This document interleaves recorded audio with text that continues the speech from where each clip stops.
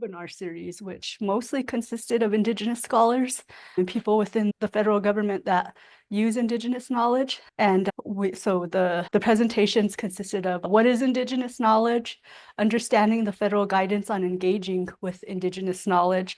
And then we had some people from the different tribes to present on their policies and how they incorporate Indigenous knowledge, or how the federal government can incorporate Indigenous knowledge in their science. And then we had a presentation on case studies and then best practices. If you guys are interested in this, you could just look up the webinar series, Incorporating Indigenous Knowledge in Federal Research Management. They're all recorded, so it'll bring up the series if you guys want to check it out. We shared some of the presentations on some of the scientists that are already using Indigenous knowledge. This is just a quick slide that shows some of those papers that are associated with these studies. This is the most recent one. One of our scientists was looking at the risk of uranium contamination on Havasupai land and how that might impact their culture. And so they integrated both Western science and Indigenous knowledge into that risk framework model that was built. There's another one we have here, Weaving Indigenous Traditional Ecological Knowledge and Paleo Data. These guys looked at Karuk fire practices and how they use fire to manage their lands. Right after me, Nicole Herman Mercer is going to be presenting on some of her work with Alaska Natives, but this is just one of her studies where she was looking at how the berries might shift where they grow in response to climate change. So she worked with a lot of Alaska Native elders on this study.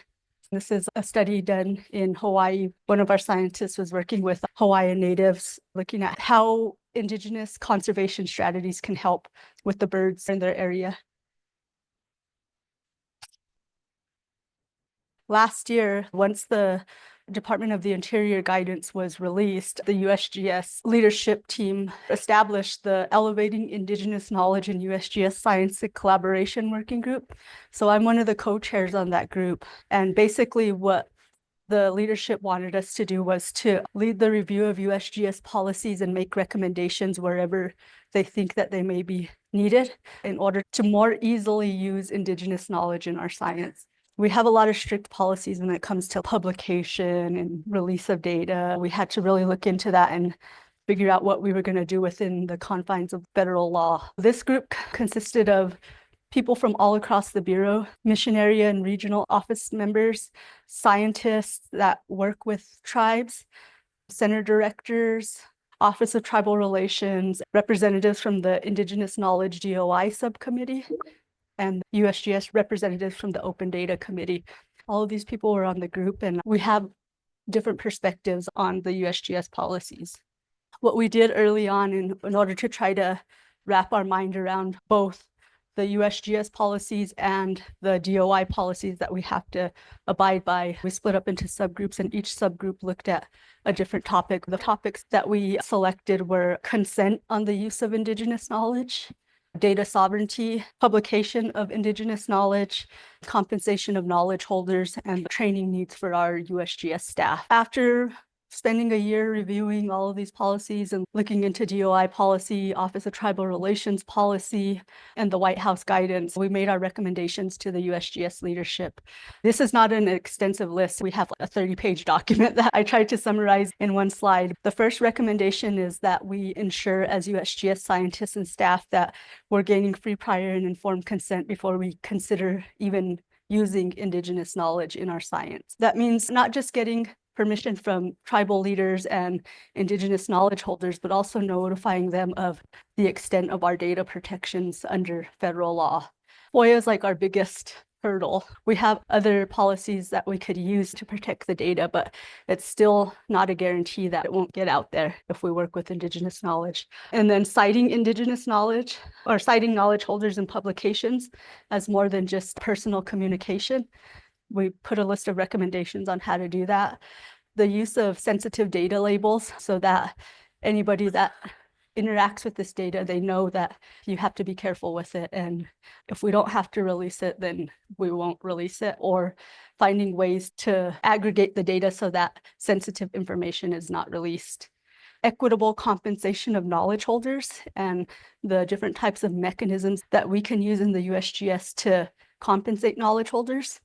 That one was a pretty easy one because we already have the mechanisms in place. We just need to inform our people that this is how you go about compensating a knowledge holder and why it's important to compensate them. We compensate our contractors all the time. We would be compensating them in the same manner as we would do contractors who share information with us. And then training our staff on the useful and respectful use of Indigenous knowledge and hiring subject matter experts for our peer review. These could be tribal leaders, people that work within the tribe, or they can be our own people within the USGS that are Indigenous and have training on publications and how to review the data. Those are just a couple of the recommendations that we made to our leadership. They haven't gotten back to us yet on this, but I think these are pretty straightforward and easy to move forward with, at least initially.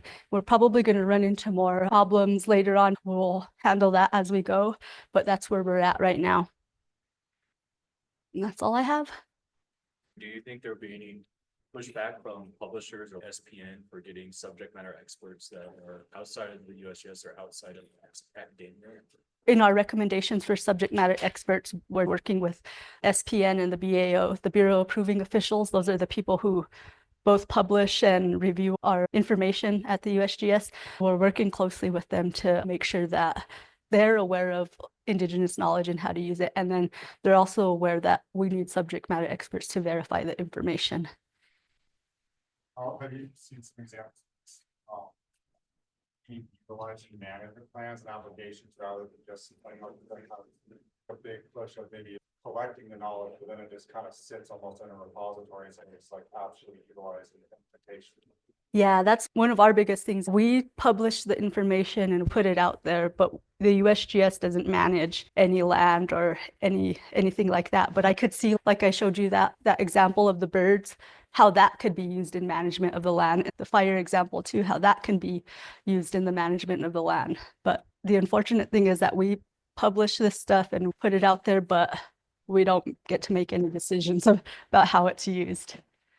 The policies you mentioned there are applicable to other like federal land management agencies and so forth too, to then utilize this, or does it directly towards USGS? It's so the Department of the Interior, which houses BLM, USGS, all of the management, we say land management, but we're not land management agencies. It's directed specifically for us, but the White House guidance gives specifics to all federal agencies.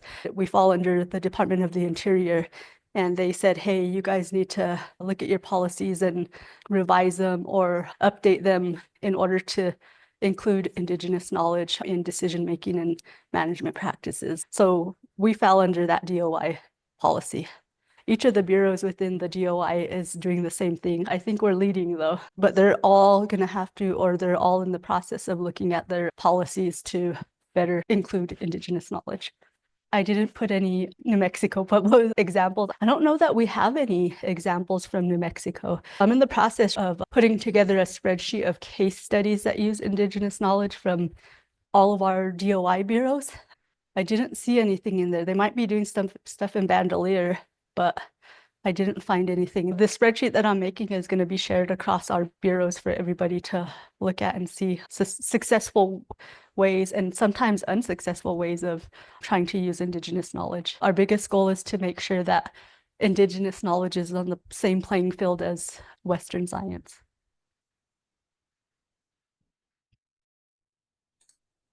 Hi, everyone. My name is Nicole Herman Mercer. I'm a research social scientist with the Southwest Climate Adaptation Science Center at the U.S. Geological Survey. I've been with the CASC for about 1.5 years now, but I've been with the USGS for over 15 years. I was formerly affiliated with the Water Resources Mission Area, and much of my research to date has focused on community resilience to climate change and how Indigenous knowledge can inform community adaptation choices.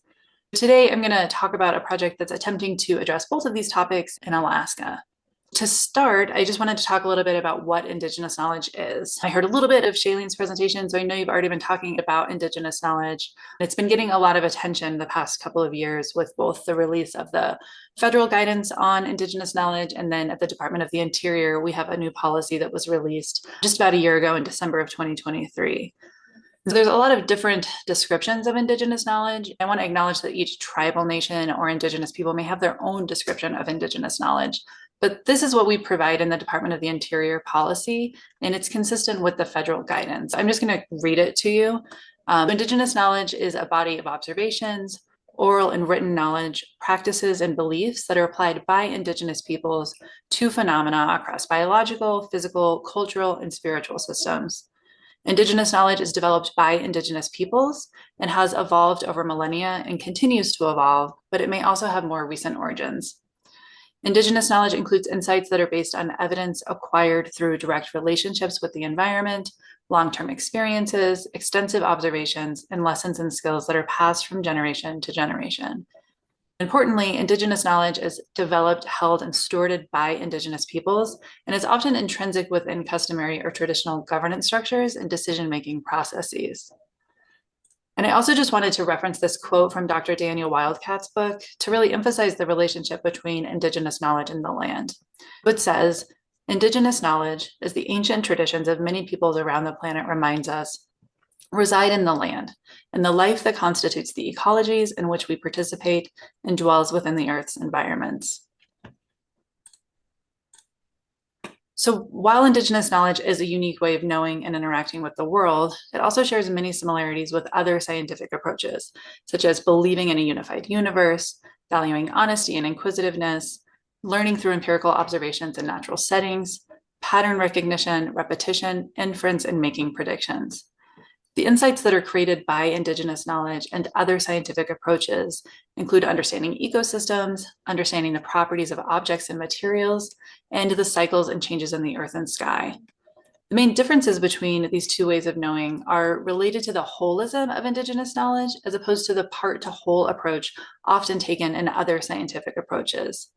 Additionally, the skepticism that's valued in Western knowledge systems is really in contrast to the trust for inherited wisdom that's often found in Indigenous knowledge systems. Maybe one of the most important differences is that Indigenous knowledge includes morality and spirituality, while scientific approaches that are embedded in Western ways of knowing often explicitly remove moral or spiritual understandings from their scientific pursuits. So when we're including Indigenous knowledge and USGS science or other scientific approaches based in Western knowledge systems, it really needs to be done in a respectful, equitable, and reciprocal way, guided by Indigenous leadership and oversight. So conducting our science with Indigenous communities using a knowledge co-production framework can help us to do that.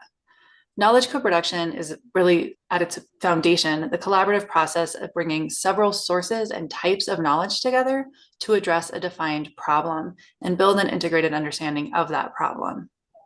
So the diagram that's shown on this slide is from a recent paper by Indigenous and non-Indigenous colleagues working in Alaska that outlines the processes scientists should use in order to co-produce knowledge with Arctic Indigenous communities.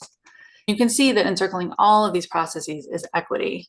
In addition to making our science more equitable by including communities as partners in our work and including multiple knowledge systems, working in a knowledge co-production framework can help us move from demand relevant research, where we provide data and information that is relevant to solving management or resource challenges, toward demand-driven research that answers questions directly applicable to land managers and community decision makers, thereby providing data that is useful, usable, and used. So Indigenous knowledge can provide insights into past conditions and uncover ecosystem level relationships among plants, animals, and humans that can help scientists better understand climate impacts on humans and the environment and identify sustainable pathways for climate adaptation. So for example, in previous studies, interviews have been conducted with elders and others to understand local observations of climate change and the impacts on ecosystems and the communities that depend on them. Indigenous knowledge of the ecological drivers of berry species important for subsistence have been applied to climate models to understand potential future abundance and distribution of berries. Indigenous knowledge of the Alexander Archipelago wolf was recently applied to a species status assessment of Fish and Wildlife Service to better understand health and abundance of this subspecies of gray wolf to inform an Endangered Species Act listing decision. And all over the West, Indigenous knowledge of forest management using cultural burning is being sought and applied to fire management as climate change contributes to ever larger forest fires. The project that I'm going to focus on today is called the Arctic Rivers Project. The Arctic Rivers Project seeks to work in a knowledge co-production framework to increase collective understanding of climate change impacts on rivers fish, and communities. This is a large interdisciplinary project that includes Indigenous leaders and scholars, Indigenous-led organizations, and the USGS. The project is co-led by the National Center for Atmospheric Research and the University of Colorado Boulder, and it also includes other US and Canadian universities. The project's funded by the National Science Foundation's Navigating the New Arctic program, and we are currently in year 5 of this project. We're focused on the Yukon River Basin and areas north of the Yukon and Alaska. There are very few roads connecting Indigenous villages in Alaska. In the winter, they rely on river ice and ice roads for transportation to reach hunting and fishing areas, visit family and friends, and to attend social events such as basketball game and potlatches. This ice has become less reliable and considerably thinner over the past decade. These communities have a subsistence-based lifestyle. A subsistence economy with a cash overlay is how a community member put it to me. So fish, and particularly salmon, are a large part of the diet and culture, but the salmon returns have been low, and subsistence fishing for Chinook, also called king salmon, has been banned for several years. Alaska is home to 229 federally recognized tribes. To attempt to co-produce a project at this scale, we started by partnering with a frequent collaborator of mine, the Yukon River Intertribal Watershed Council, to develop a research question and a proposal. The Yukon River Intertribal Watershed Council represents nearly all tribes and First Nations in the Yukon watershed, and scientific projects are based on adopted resolutions from Watershed Council leadership. At the Watershed Council's 11th Biennial Summit in 2019, the leadership directed their science department to address climate change impacts on water quantity, quality, and salmon habitat. We developed a research question relevant to Watershed Council leadership, but broad enough and thereby flexible enough that additional related questions could be developed as we deepened our relationships with specific communities. The Arctic Rivers Project's approach to knowledge co-production is based on the idea that communities and researchers must work together to develop processes that are appropriate, intentional about what is collectively needed and desired. So we formed an Indigenous Advisory Council early in the project to help us co-design a knowledge co-production framework that values both the processes and outcomes of working together. The Indigenous Advisory Council was formed through an open application process in the first year of the project. To be eligible to apply, individuals were required to be an enrolled member of an Alaska Native tribe or a Yukon First Nation, or to work for organizations representing or serving those groups. Applicants were asked to describe any previous experience representing their community, experience or interest in helping their community plan for change, and to describe why they were interested in serving in the council. The Indigenous Advisory Council is made up of 11 tribal leaders, scholars, and knowledge holders from across our study domain, represented as blue diamonds on this map. So the first thing that we did once the Indigenous Advisory Council was formed was to collectively develop a charter that would guide our work together. And one of the first decisions we made was that the Indigenous Advisory Council members were project team members, as opposed to being a fully outside entity.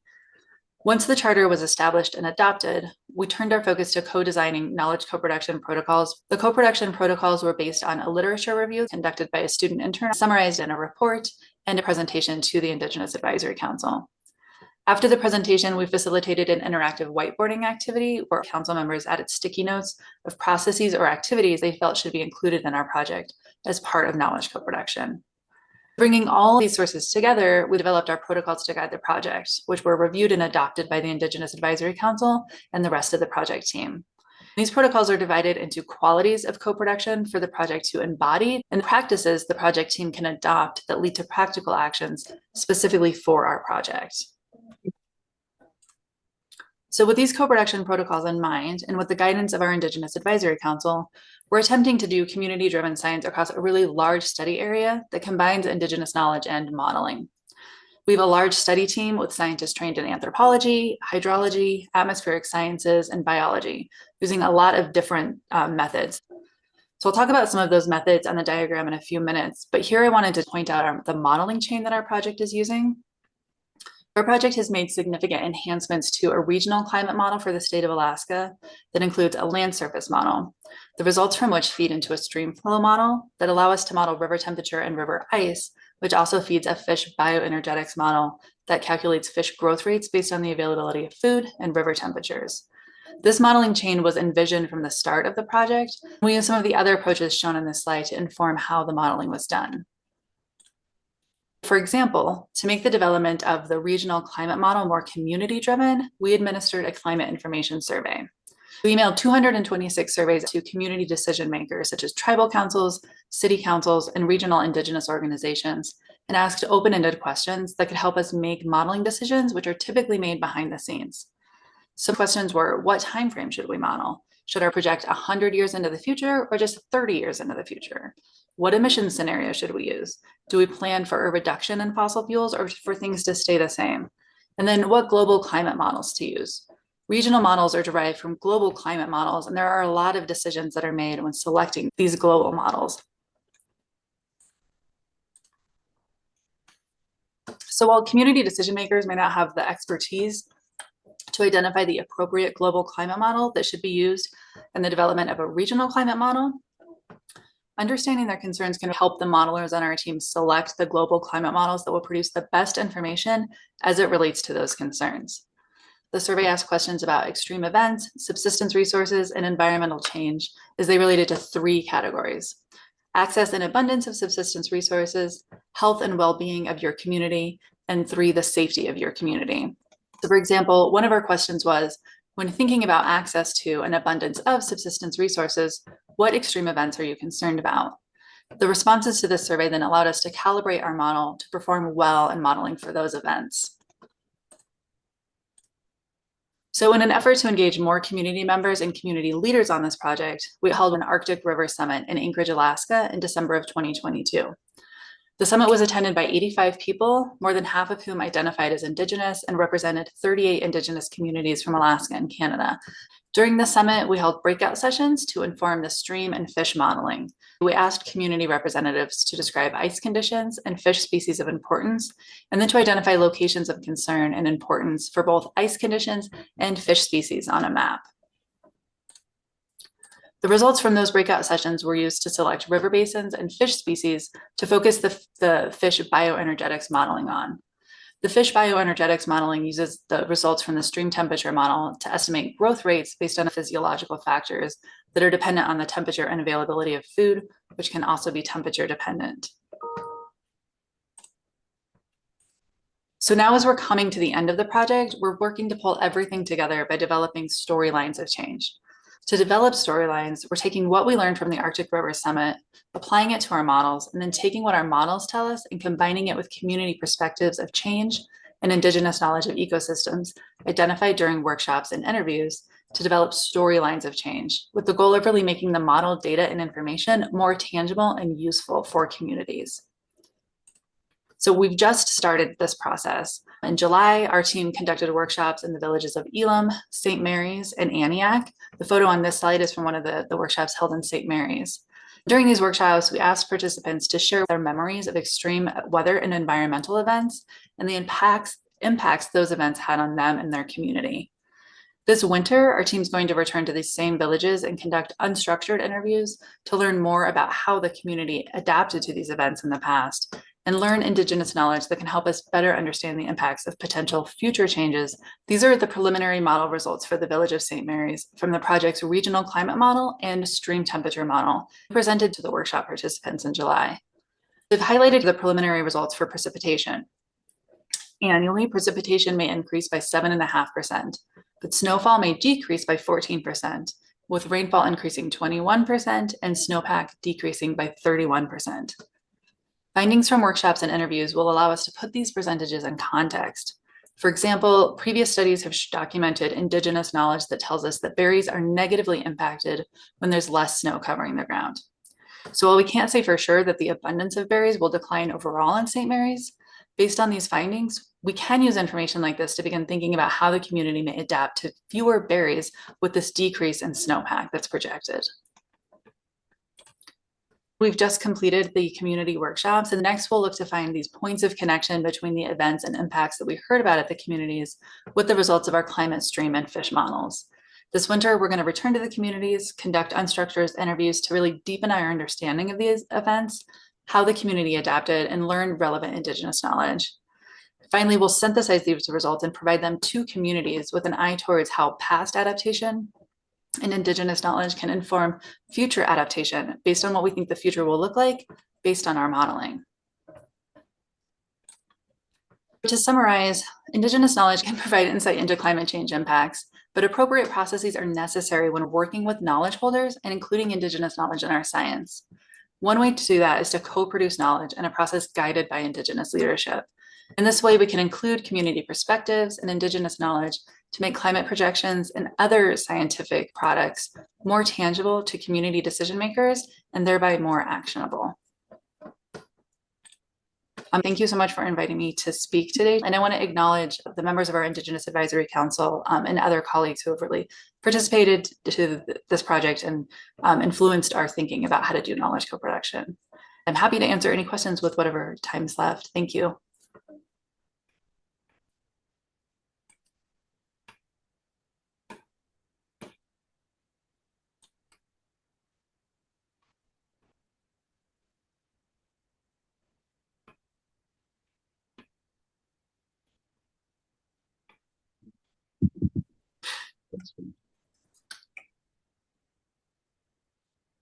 Any questions?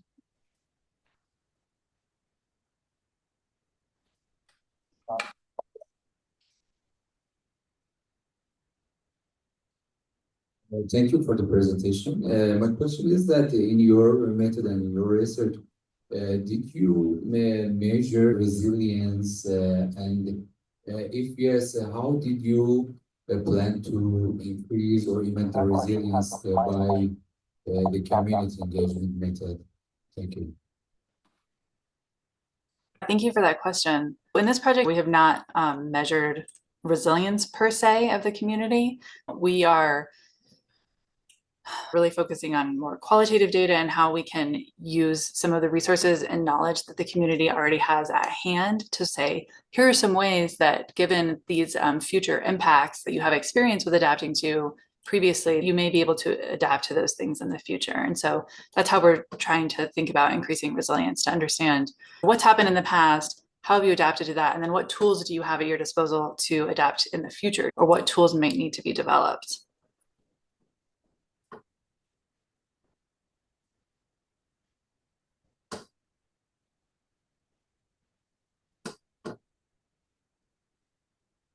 Can you hear me through the?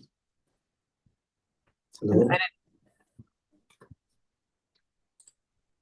Thank you for the answer. You described how they wanted to adapt themselves to climate change in the future. Does it mean resilience? How they... I'm having a hard time hearing. I wonder, maybe typing it in the chat might be easier for me to read it instead of hear it. Can you hear us? Yeah, I can hear that. Just wanted to know, you described that maybe you wanted community to adapt themselves to climate change in the future. So my question is that, is this kind of adaptation resilience, improvement of resilience? I think the resilience city, including adaptation. I think that if I'm hearing correctly, you're asking about how adaptation is supporting resilience. Yes. Okay, so I think what we're hoping is that to be resilient to some of these climate change impacts, for example, if there's decreased snowpack that is going to impact berry resources that are important for subsistence, sort of planning on how to be resilient to that change. So how can they adapt to a future with fewer berries if berries are important for their livelihood and for their nutrition and culturally? And whether that's thinking about planting and managing berry resources instead of just wild resources, for example. And so that's how we're hoping to support resilience without really making decisions for the communities, but saying, here's a menu of adaptation choices that you could choose from that you already have Indigenous knowledge to support. Thank you. Yeah, thanks for the question. Thank you.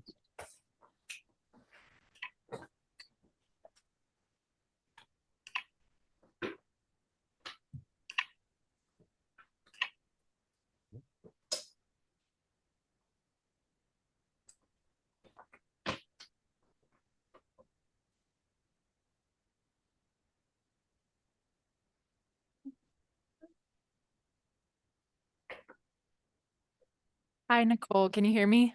I can, yes. Okay, Thanks so much for your presentation. I'm really curious about the storylines of change and how those are being, I guess, presented back to the community, and also thinking about protecting that knowledge and how you all are thinking about that as well. Yeah, that's a really good question. We haven't started doing this yet. We are going to be conducting interviews this winter, and we'll be protecting that information to the best of our ability as federal scientists. By aggregating and summarizing information and not sharing any sensitive information, and making sure that the participants understand that anything they share with us could potentially be released to the public.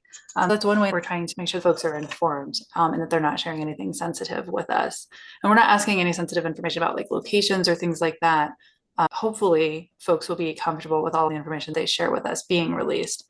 To develop the storylines, we're really going to work with each community individually how they would like that presented back to them. And so we're thinking of reports that sort of lay out different events and scenarios, and then the information that we gain from the interviews about how folks think they should be adapting to those events, what kinds of responses make sense to them, or how they have adapted or responded in the past to similar events.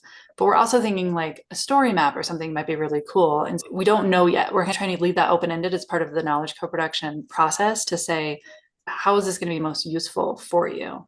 And we're also thinking about things like, here's just a bunch of data that you could stick into a funding opportunity to show the climate impacts that your community is facing. So there's a variety of ways I think that we can make the information useful, but we haven't started yet. To be determined. Thanks so much.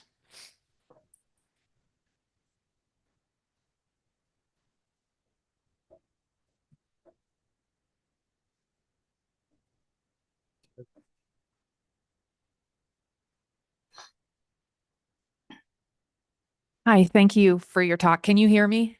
I can, yes. Okay. I'm curious if you could talk a little bit more about the Indigenous Advisory Council, how those folks were identified and selected for the council, and and also a little bit about the charter and how that was developed and what types of information were included in the charter. Sure. So the Indigenous Advisory Council those individuals were identified and selected based on just advertising for it. We advertised in our various professional networks as well as through ARCIS, different Arctic professional networks to get the word out. I wish we had a broader net to get out, but we're growing those networks now. So we just advertised really broadly, and then we had an application that had, I think, 4 or 5 questions associated with it. So like contact information and that sort of thing. And then those questions that I mentioned about previous experience being involved in committees or advisory councils like this, why they were interested in doing it, and things like that, and their membership as a tribal member or First Nation. We received 19 applications. And from there, we put together like a selection panel that only included one member of the project team. We wanted to make sure that we weren't like overtly influencing the selection of candidates. And so we had like a scoring system that we used and brought in some outside Indigenous and non-Indigenous folks to help with. And then from there, the time commitment is at the beginning, we were having 2-hour meetings once a month. And then there was some commitment to doing work outside of that meeting. And so I can't remember exactly what we told folks, but it was probably around like 10 hours a month. And then they're compensated for the meetings that they attend for 2 hours. Let's see, I'm trying to get to all of the parts of your question. I feel like I'm missing one of them. I will say that we have a paper that was recently published in Community Science that describes the process. Well, it was about the charter. It describes the process of developing the charter. We based that off of other existing charters that similar groups have used. We've worked through over the course of 2 meetings, editing and wordsmithing and putting the appropriate content into that charter before it was agreed upon. No, hopefully I answered all those pieces of your question. Yes, you did. Thank you. Okay, great. Thank you, Nicole, for the presentation. Thank you so much. Enjoy the rest of your conference, everyone. Welcome, everyone. I'm the last thing between you and lunch, so hopefully we will keep it interesting enough. So we're going to talk about challenges facing small drinking water systems and some potential solutions. It's important to know that small kids are not just small adults. I have some family members who are in medicine, and when they do things, it's like a kid is not just a little adult, a kid is different. So I would say the same thing about water systems. A small water system is not just a little big water system, they're different. They have different characteristics, they have different issues, they have different problems. So they're not going to act the same way. So let's look at New Mexico by numbers of water systems by size. And I've given labels. Other people might label them slightly differently, but EPA's label for small is 10,000 and fewer. So I've added in 0 to 500 being extremely small, and you can see over half of our water utilities fall in that category. And then we have very small, medium, and we have two, count them, two large systems in the state of Mexico.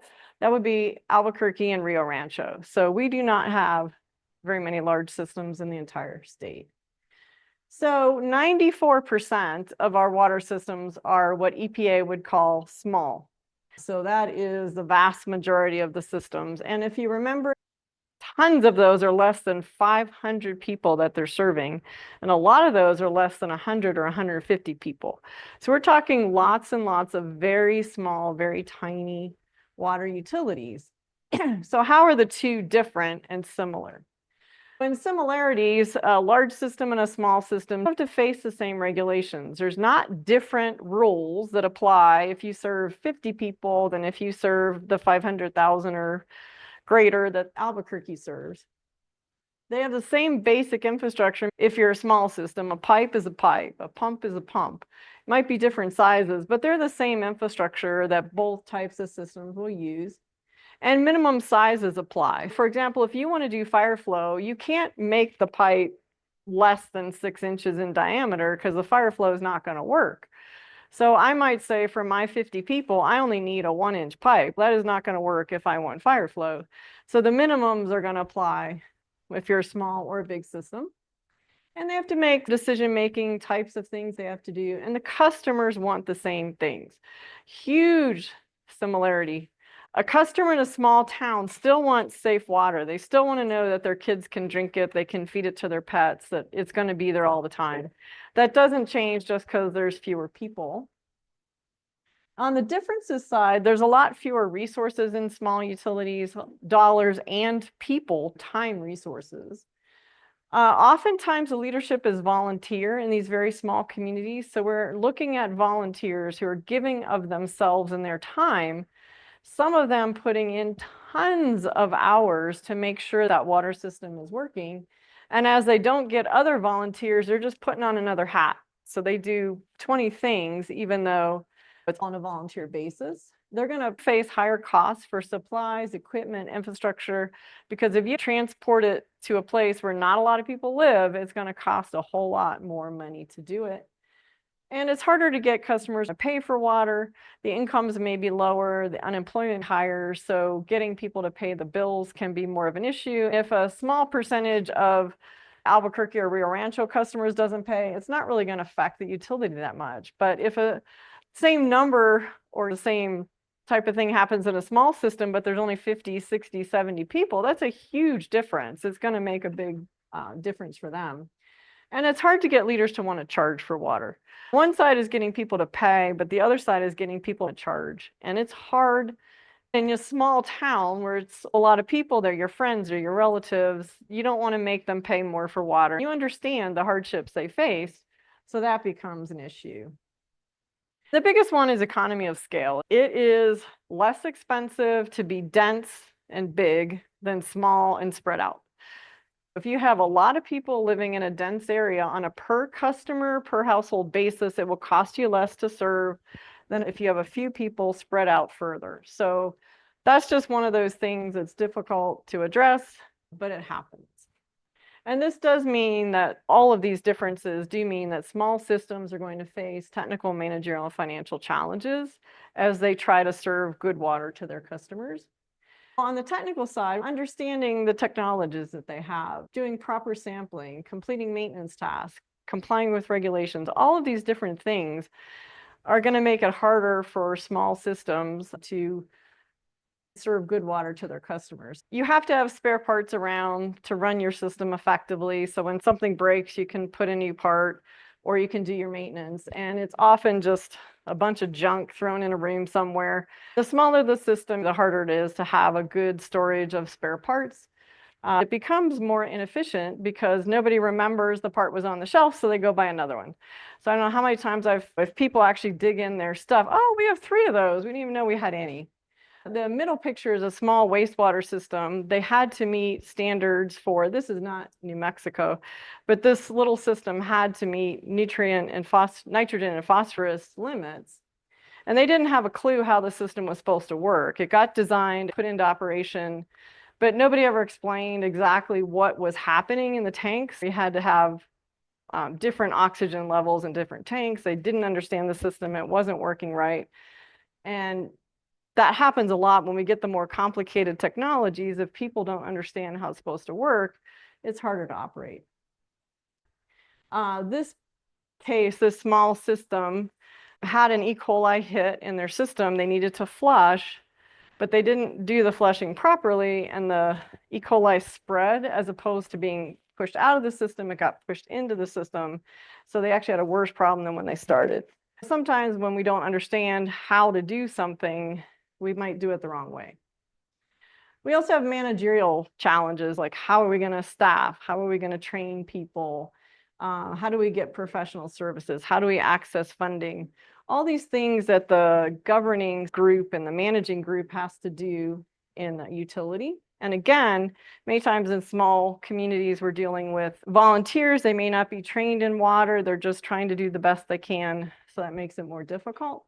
This one was a case where the very small system had a 5-member board, and the members would never show up. The president of the system ended up taking on every role. He read the meters, became a certified operator. He took all the samples. He did all the billing, did all the collections. Everything was falling on him.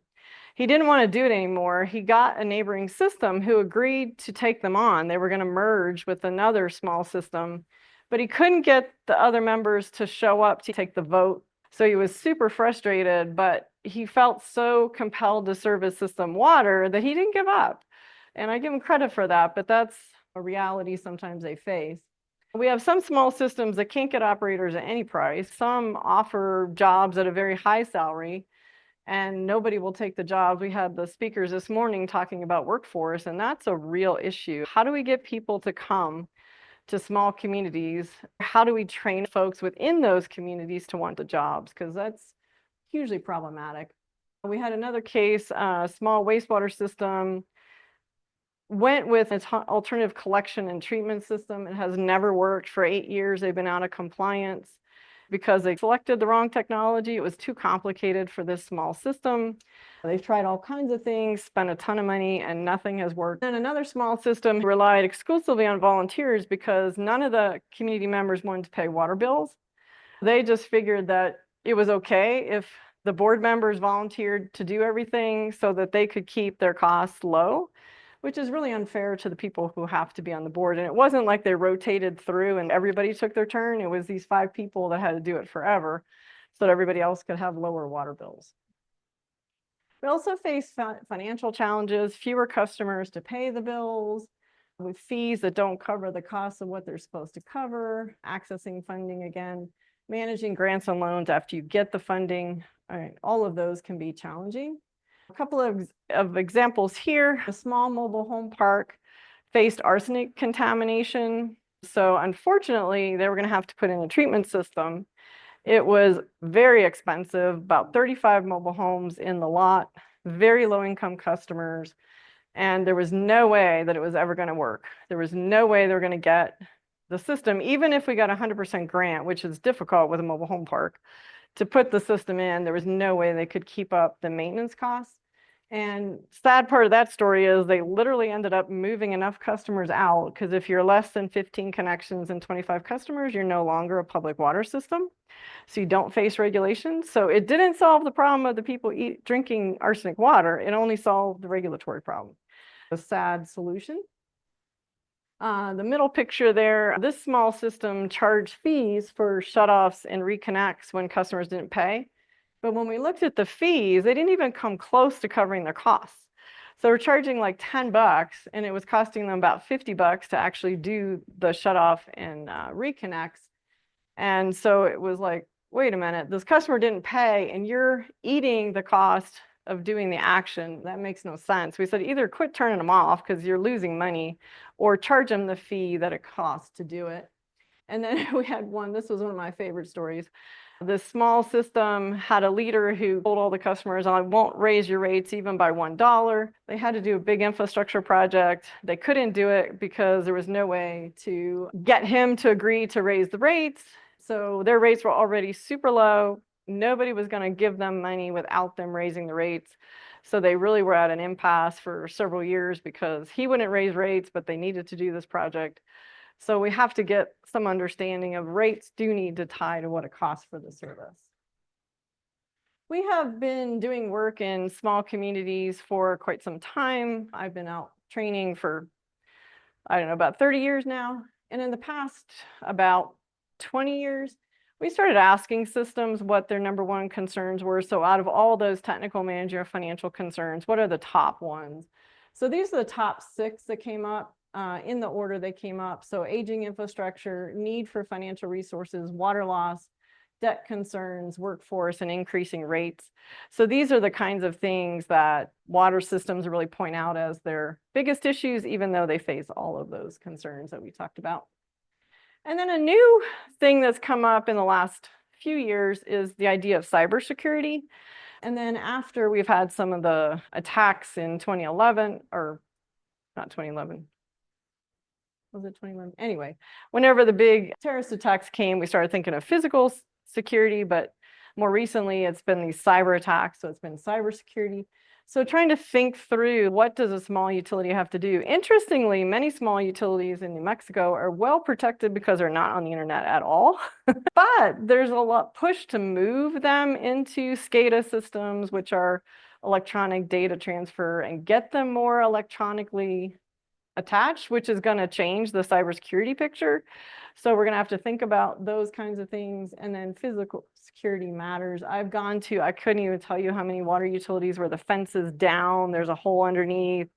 I've done sanitary surveys where I've literally crawled under the fence while they're trying to unlock it to show them that like their security is no good or the fence is falling down, and I walk over the fence and they're still unlocking. If you don't fix the fence, it's not going to work. So one small system we worked with decided to use asset management to address their physical security concerns, and asset management is a program we'll talk a bit more about, but to really figure out what assets you have and what you need to do. So they've really taken a keen interest in physical security, and they only have about 60 customers. So it can be done even by small systems. And then all of these challenges are exacerbated even more when we have environmental justice situations, which we have lots of communities in New Mexico that face environmental justice challenges. So having had long-term impacts related to that, and it just makes everything all the worse. So we're not all gloom and doom here. We do have solutions. So there's some that are here now, some things that communities can do today. And if anybody was in Rebecca's talk earlier, Rebecca Roos from the governor's office, we do have unprecedented amounts of money available for water. This is, like, I've been in the water business for 38 years. We have never seen anything like this. So this is amazing. There's a ton of money at the federal and the state level. New Mexico has made a pretty big investment with our own surplus dollars to fund water. So that's truly amazing times for that. Does not mean we have all the money we need. By no means does it mean that, but it just is a huge uptick from where we were. And different places you can go, the state revolving fund, which has principal forgiveness, which is a grant by another name. There's the capital outlay process at the state roundhouse. There's something called congressional directed spending. It is part of the bipartisan infrastructure law. It is decided by the congressional representation. So the 3 reps and the 2 senators from New Mexico, they work with communities and they write right in there so much money for this community or that community. So that's all grant. It does require a match. It is not the same as capital outlay, but it is grant funding. USDA has some grant funding. The Water Trust Board Water Project Fund has some money, and then the Community Development Block Grant. So this is not an all exhaustive list, but just to show that there's a lot of grant funding out there. So there are loans still, but there's also a lot of grants, and especially the more disadvantaged the community, the better, the more grant funding you will get. And also the interest rates on the state revolving fund are 0 for most communities. So even if you have to take part of a loan, it's really good money. There is lots of money as well for technical assistance, both water and more recently wastewater. So both sides have TA resources available. Most is focused on small, not all, but most is focused on small systems. So less than 10,000 population for drinking water and less than 1 million gallons a day treated for wastewater. And that's roughly also 10,000 because we usually use 100 gallons per capita per day as like an estimate. It roughly equates to a 10,000 person community, but they use the 1 MGD instead. Tribal systems are also included. All tribes are eligible for assistance. And then EJ and disadvantaged communities are the intent of a lot of this funding. So there is an emphasis to try to assist those communities. So we talked about, there is TA, what is technical assistance? It is direct help to water or wastewater systems, and that can include decentralized, so on-lot systems of some type. It can be in person or virtual, so it can be a face-to-face work with community. I was just out last week talking to a water system that was dealing with arsenic issues. So we do face-to-face stuff. We also do remote depending on the issue. It can involve technical, managerial, or financial issues, or a combination of any of those. It can also start with one thing and build into another. Sometimes somebody comes to us with an issue, but you find out you can't address that issue until you address this one. As an example, we had one system that needed to work on how to spend their capital outlay dollars, but they had never done their audit requirement. So you can't spend your capital outlay dollars if you don't do your audit first. So we had to get them through the audit process first, help them get somebody in place, get the audit done, and then we could work on the next thing. So sometimes we have to reprioritize, maybe do it in a different order than they intended. And the biggest issue is free to the system. So they're not going to pay anything. So EPA or the state is, or sometimes private foundations are covering all the costs of providing services to these communities. So who is out there helping? So our group, the Southwest Environmental Finance Center, we're located within the University of New Mexico in the School of Engineering. And we have money for water and wastewater systems, pretty much of all sizes. Again, focused on small tribal and EJ systems, but there is some money that can be used for larger systems. There's the Rural Community Assistance Corporation. They deal with systems less than 10,000, both water and wastewater. And then the Rural Water Association, same thing, less than 10,000 water and wastewater. And then finally, the councils of government. There's several of those around the state. I think there's 7. Don't hold me to that, but I think it's like somewhere around that number. And many of them are very well versed in how to help access funding and do various other things. They don't do the technical assistance in terms of trying to get the system to be in compliance, but they can do the access to funding part. Please reach out for help. If you know of anybody who needs help or you need help, it's there. It's meant for systems. It's meant for these communities. And you don't have to worry about whether you know what you need or not. You can just reach out.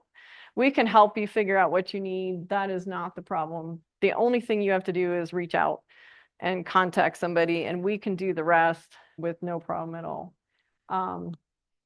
So what else can help? System collaboration is one of the only ways we can address that economy of scale problem. A system is whatever size it is, and there's nothing we can do about that initially. It just is what it is. If we want to try to make it better, the way to make it bigger, the way to make more resources available is to combine with your neighbors in some way. It does not have to be a physical interconnection with another system. I want to say that again. It does not have to be running a pipe from your system to another system. That does not have to happen. A whole bunch of ways right on the screen there that can allow systems to work together in a way that's comfortable to them. One good one is just information sharing from one community to another. And we set up groups like this in the state. There's one in the northern part of the state where they're meeting about every quarter to share issues with each other. There's some others doing that. Managerial collaboration, financial, that you can buy things together. There's all kinds of ways to make it work out. And there is legislation, this Regional Water System Resiliency Act, which was Senate Bill 1 in 2023, is intended to help make it a bit easier for communities to do some kind of regionalization. So asset management, I mentioned before, this is another way to help small systems.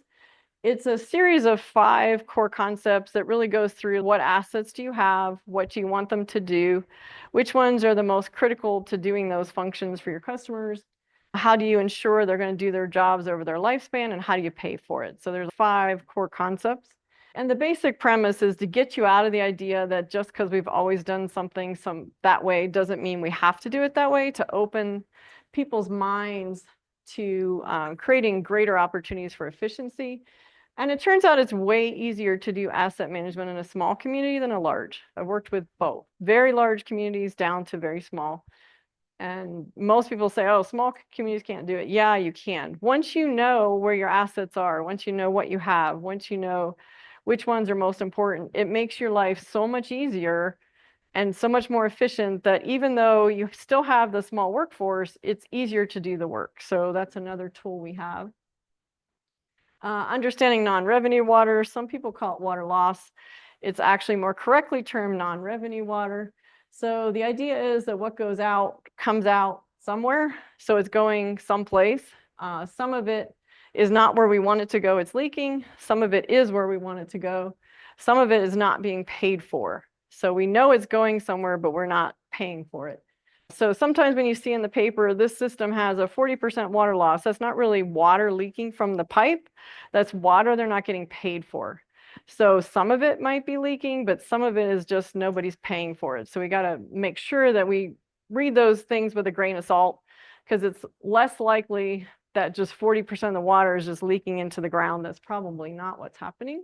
So it is water that's isn't going where we want it to, and water that we aren't making money on. So sometimes it's things like flushing where there's not a whole lot we can do about it. We're not going to charge ourselves to flush our system. Sometimes it's we give a water away to somebody. So we had one community here in New Mexico that gave water to firefighters. They thought being a volunteer firefighter was great. We're going to give them free water. So they were giving free water to all the volunteer firefighters. It was a small town, so there was actually a fair number of volunteer firefighters. And we found out when we looked at the usage rates, they used the most water. Big surprise. So we had to figure out a different way. If you are going to subsidize them, it has to be done a different way. So we changed it to not subsidizing what they use, but only subsidizing the base rate. So the base rate was like whatever, $10 or $12 a month, and then the usage was on top of that. So they didn't get free usage, but they got a free base rate to try to make it more equitable. And again, we talked about that. Another part is understanding the importance of planning and that upfront. So this is an old curve from 1994, but just shows in construction projects our influence curve versus our expenditure curve. So in planning, the blue, it is really cheap to make a change. We're just thinking, it's just on paper, it's just contemplating. So if we make a change there, we have a huge influence at no cost. If we wait till the end when we're operating, we have no influence and it costs us a fortune. So we have to start thinking further up the chain when we're doing projects. So we make the right choices, the technology fits the community. There are things we can do. We can create maps relatively fast and easy. This was a map for a small system. We created a water and wastewater map in 2 weeks, getting every single asset that they had in the water and wastewater system done. And that has saved them a ton of time. And again, I said before, asset management is way easier for small systems. Most small systems are simple groundwater systems. You pull the water out of the ground, you put some chlorine in it, not a whole lot to it. So that helps us because there's less technology involved. Sometimes they do have things like arsenic in the water, but a lot of times it's a simple system. Data can be easier to find. This is one where we actually use pavement cuts to figure out how many main breaks they'd had in their system, and we just walked around GPSing pavement cuts.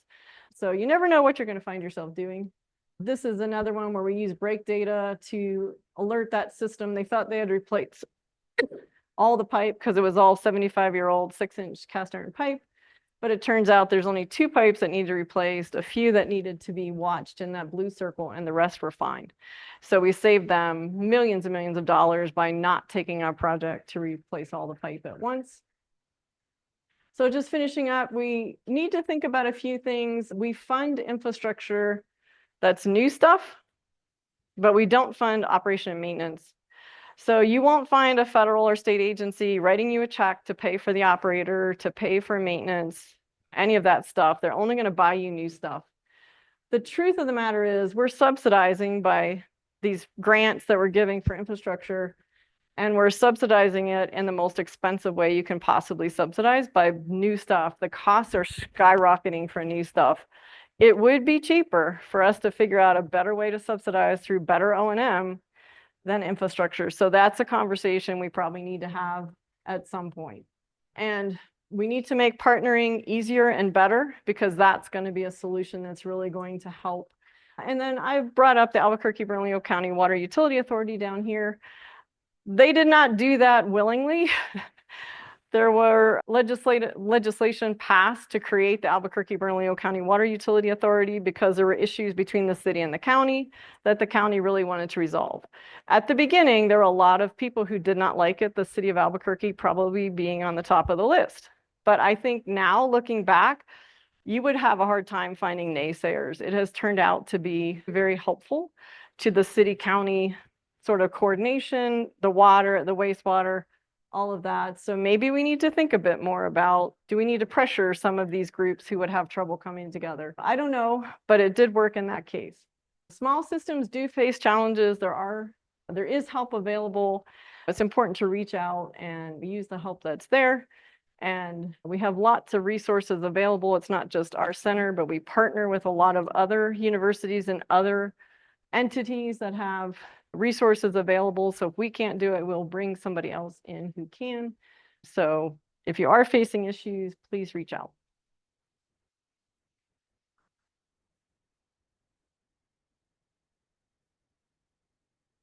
Yes. So at USGS, we've sampled some small systems, both like the drinking water side and then also the wastewater treatment side. And we're not regulatory, but I've always thought it would be interesting to know from your perspective, is there a list of systems that are sort of out of compliance or having issues that aren't proactively reaching out to you? And do you try to engage them, or how do you close those loops? So that's a really interesting question. We were just talking about this earlier today. What we're doing is we actually have recently finished some mapping that we were doing to plot all the systems, overlay environmental justice, overlay demographics, like house big, unemployment, those kinds of things on top of the community, and then regulatory compliance, to try to look for those systems that are facing all these different issues, like they're not complying, they're in an EJ area, they're having other issues, and then try to see, are they anybody who's contacted us already? So we ordered them 1 to 500 and whatever the number of systems is. And we're starting with the top 25 on water and top 28 on wastewater, since 3 systems tied. And we're just going to reach out to them and say, hey, we'd like to let you know we're here, we can help. Do you want to just talk to us? So we are trying to look at that issue of, are there people who don't even know where to go, who to call, what to do? So we're trying to very proactively reach out to those communities and offer help and see if there's anything we can do to help them, and just at least have a conversation, if nothing else, and hopefully be able to provide them whatever that is they need. Any other questions? All right, thank you, everybody. Appreciate it.